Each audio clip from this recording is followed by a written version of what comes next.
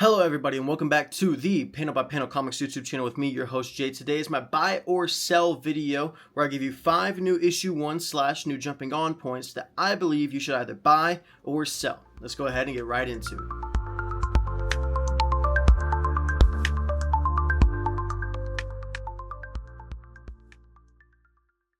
Before I show you the books that I might be buying or selling, if you guys are interested in comic book content all throughout the week, you've come to the right place. Go ahead, hit that like button, hit that subscribe button as well, as we are on the road to 70 subscribers. We're nearly there, almost halfway there. So go ahead, please hit that like and subscribe button. It is much appreciated. And ring that bell so you always get notified anytime I post anything on my YouTube channel. Let's get started here with the first book I'll either be buying or selling. It is Ben 10, the star of the week in my opinion. This was a really good book. 32 pages, $5. It starts with the origin of Ben 10. So we catch up with him, Gwen, and his grandpa as they are camping, just like the original show always does whenever they're just out there camping on their summer trip. And we get some just more information about the U.S. military trying to track this alien creature falling down from the earth. And we see the Omnitrix finally crash land after Ben is out in the woods after getting into a bit of an argument with his cousin Gwen, and she brings up how him and his parents are not really close. He gets frustrated, runs out into the woods, and he gets matched up with the Omnitrix, which latches onto his body and he becomes one with the Omnitrix. And then the US military comes out there and the grandpa's like, holy crap, what's going on? All this alien stuff. We see asteroids flying. What's going on? And then out of the blue, a robot bear comes out of nowhere. Not quite sure where this came from, but Ben starts to fight with it. He's like, oh, please don't hit me. Please don't eat me. Please don't eat me. And then he turns into forearms. The first little, I guess, mutation. I don't know what's a transformation for Ben is to go into forearms. He starts fighting with the bear, and he overall wins the fight at the end of the day. Even though it wasn't really a close fight, he has to turn into a different character. He has to turn into Heat Blast in order to really get the bear to go away from him. And Heat Blast looks really good. I thought the art looked good all throughout the comic. It definitely looked better at some parts rather than others. It's more anime style, I think. At least that's the way that I would attribute the art to be. But after the Omnitrix is on Earth, Ben 10 and everybody's still all scattered. The army is there. Gwen's at the camper van. Grandpa's still out looking for Ben 10. And Vilgrax is looking for Ben 10. And he says that he is out and he is going to find the Omnitrix so that he can take over the universe. But if you guys enjoy Ben 10, this is quite easily a buy for you. There should be no reason not to pick up this comic book. I mean, if you're looking to get into comic books, why not start with something that you already know a good amount of? And you can kind of look back and be like, oh, wow, I remember that episode. Let me go watch that episode after I read this book, and I can actually get rejuvenated and remember everything. So it was such a good introduction by Joe Casey. Highly recommend Ben 10. Next, we go over to Marvel. We have Jubilee Deadly Reunion. This is issue number 1, a one-shot. This was 32 pages for $5. The story was a bit slow at times, but it was also helping you follow Jubilee and what she's kind of been up to with the X-Men, facing her loneliness and everything that she's been going through these past couple of years. She meets her cousin that she completely forgot about after he called her by her real name, which we learn is Gahe.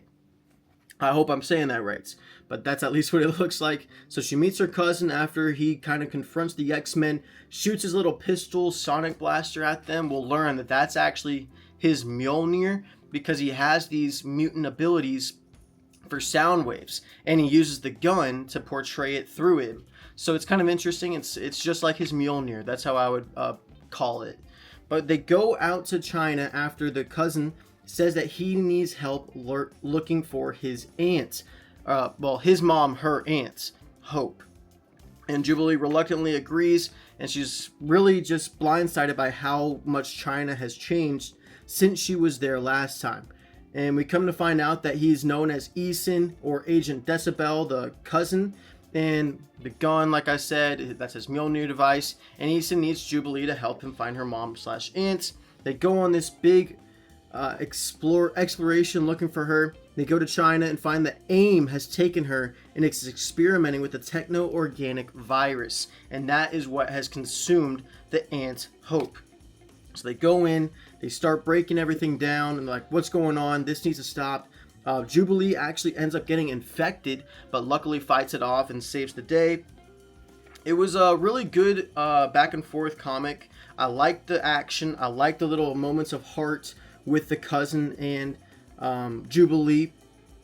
But it was not bad, not too great. But for me, if you want to get into the Jubilee character, if you want to learn more about her, this is kind of a good insight into who she is as a character, what she values, and just her mentality. So for me personally, Jubilee Deadly Reunion is going to be a buy, because you don't get a whole lot of one-shots around Jubilee anymore. And I know that she's one of the more beloved characters. I personally really like her, but I didn't know what the story was going to say or what the story was going to do, and I didn't like that it was a one-shot. I would love an ongoing of her. I feel like she deserves an ongoing, or at least a mini-series run, but it still is a buy for me just because it was a good story by Jen Lohan Yang. Next, we go over to Image. We have Energon Universe 2026 Special. This is a one-shot that comes out every year. 40 pages, $5 for this book. We start off with Mask and what they are doing and how it is actually going to get started. And we just see some more exploration. We see Tracker doing his thing. We see Miles Mayhem being an absolute menace, trying to start off his little enemy side of Mask. It's interesting where they're going to try to play this, and Dan Waters is going to be the writer for the new Mask series. We see that they break out Slyrax. If you know that character, you know he's pretty badass. We'll see how important he is to the Mask side of the Energon universe. But that was the moral of the story. That's what Miles Mayhem wanted to do, and that's what Matt Tracker's trying to avoid from happening. Not trying to let Miles Mayhem go too far off the loose. This was a majority Mask issue, but then we get a couple pages of Transformers where we see this new character that will be introduced, and she looks to be kind of like a female Tarzan. That's the best way that I can describe it. Killing snakes, swinging throughout the jungle, doing her thing, doing whatever she really wants. And we find out that she's sleeping inside of a dead Transformer. Now we move over to the Void Rivals side of things, and we see Zoltar, or excuse me, Zartan, not Zartan, Zolilik, I believe. I keep forgetting his name. Proximus. He crash lands on Junkian with the other slave that he has from the Zertonian Empire. And they land on this planet of Junkian, and they find a character who's like, why are you trespassing?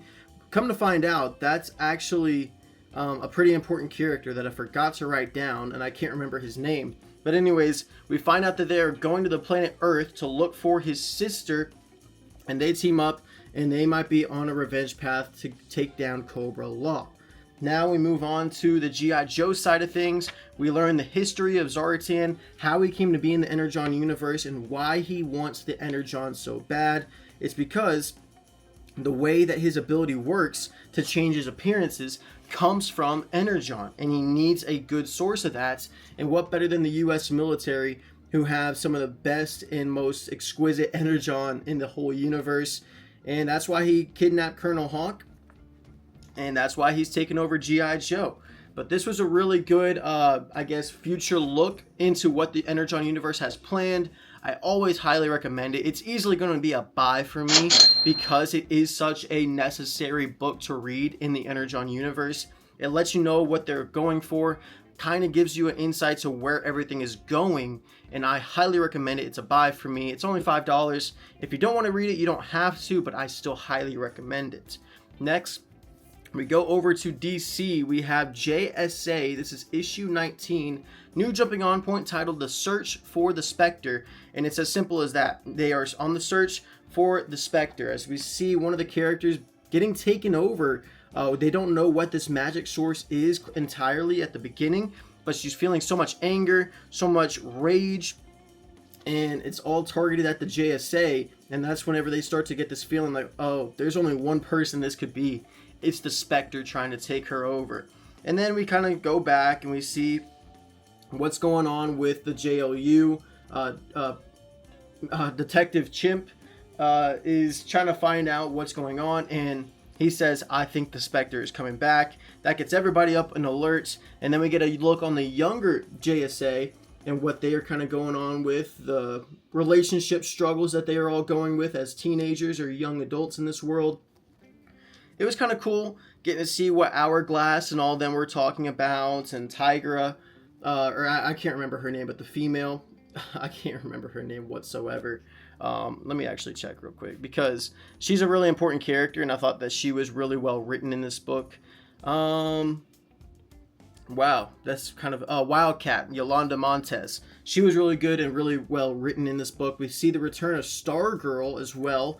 That was kind of unexpected. Didn't see her coming back in this issue, but she was out there hanging out with the other characters after the Spectre gets pushed away from Kid Eternity, who was the main character in this book. She was the one being taken over by the Spectre. We see Dr. Fate, both of them, Jakeem Williams and Khalid Nassour, and Kent Nelson, with Jakeem Williams there trying to battle away the Spectre.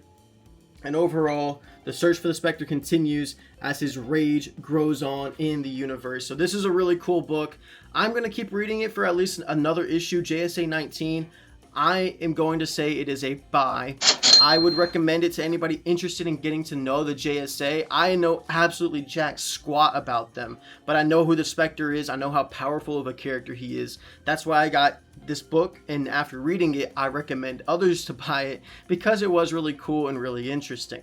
Next, we go back to Marvel. We have Captain Marvel Dark Past. This is issue number 2, 32 pages, $5. Written by Paul Jenkins. The art is done by Lucas Wernick. This book continues with Carol Danvers trying to find out where her memories are and why she can't remember everything.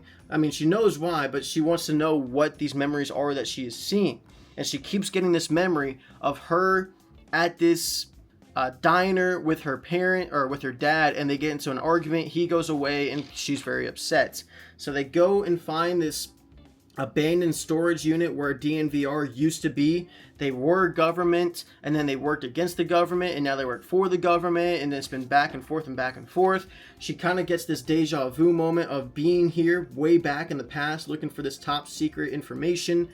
Then they crack back to this memory that she has of her and her dad. So she goes to the X Mansion, or Haven House, where Rogue and Emma Frost are, and she's like, hey, I need to get my memories back. And Rogue is very apologetic, but she's like, I can't just do that. I mean, I don't even know how to do that myself. I was young back then and I didn't know how to do it. I didn't know what I was doing. I was careless. But even now, I still don't know how to give you your memories back. But Emma Frost creates a bridge, and they both find out what the whole reasoning was for this little mishap between her and her dad. And they find this abandoned storage unit. There's a huge device in there, and we also get an insight into who the villain is going to be for this little mini series. We see Vanessa Danvers there as well, which is kind of interesting. The old school Danvers that says if she gets any closer, you need to go ahead and kill her. Carol Danvers cannot live any longer. So she keeps creating this device. She gets help from the FBI, who then tell her that they think that her dad murdered her mom, and that is, or not her mom, but his first wife, because he was into the DNVR system. They tracked him for the rest of his life, and after she died of an unknown reason that they don't know, he was perfectly fine for the rest of his life, but her body was never found. So they think that her dad killed his first wife, and then he just became a normal person after that, after being in such a religious and a cult-like state for most of his life. So Carol's like, I can't take that. I need to find out who these people are, what happened, and what did my dad get himself mixed up into.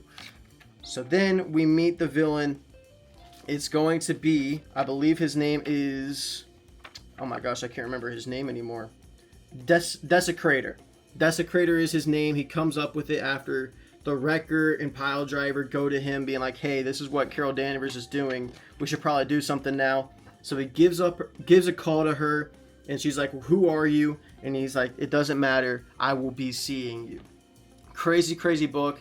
I recommend it. This was good. I've never been the biggest Captain Marvel fan, or at least I haven't liked a lot of the books that have come out in recent years around Captain Marvel, her ongoing series, or even her miniseries. This is good. It gives a good look into her dark past, and I think the title is very fitting for the themes in this book, so it is going to be a buy for me. I recommend that you guys buy Captain Marvel Dark Past. It's a 5-issue mini, so I do recommend that you jump on now, kind of get the last 2 issues. You probably can find them at your local comic shop. But guys, let me know down in the comments what books y'all are buying or selling. What book has been your favorite that you've read so far this week? But remember, keep reading those comics panel by panel, and I'll see you guys on Monday for my panel by panel comic review.